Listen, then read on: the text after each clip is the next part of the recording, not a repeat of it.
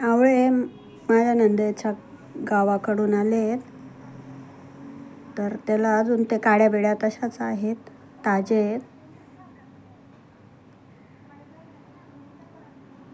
4-5 kilo असतील अंदाजे, खूप बरेच आहेत. ते आता मी निवडून घेतले, त्याच्या काड्या काढल्या आणि 2-3 पाण्याने धुवून घेतले. जे बाजूला थोडेसे डाग पडलेले होते ते बाजूला केले, खराब झालेले बाजूला केले. नंतर उकडून घेतले, 3 शिट्ट्या केल्या, उकडून घेतले कुकरमधून टाकून. 2 वेळा उकडले, चाळणीत ठेवून पाणी काढून घेतलं त्याचं.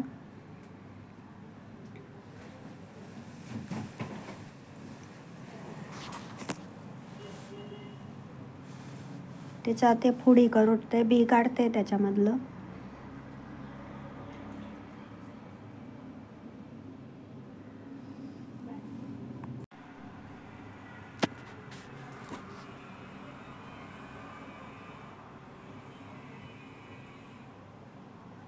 आता त्या आवळ्याचे आहे ना 2 भाग करते.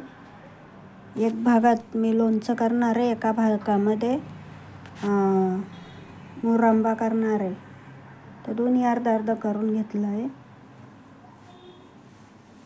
बी काढून घेतलं आहे सगळ्याचं, फोडी करून झालं आहे.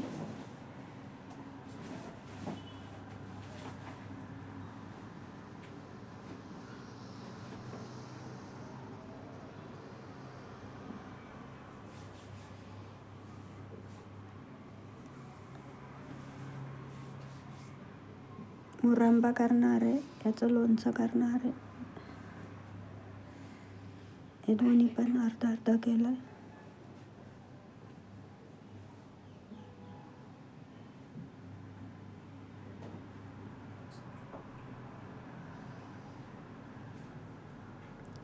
हे उकडल्याचं पाणी आहे, त्याचं सरबत करणार आहे.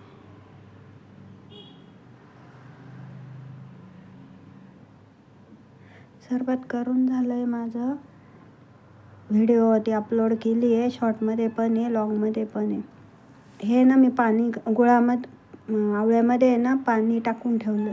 त्या आवळ्यामध्ये आहे ना गूळ टाकून ठेवलेला, तर गुळाला आहे ना पाणी सुटलं आहे. रात्री ठेवला होता.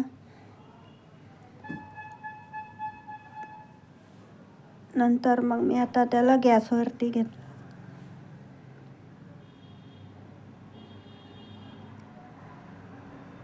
गॅसवरती अगोदर मोठ्या गॅसवरती ठेवलेलं, नंतर कमी गॅसवरती. आमच्या किचनमध्ये ना ऊन येत आहे, ऊन दाखवते तुम्हाला.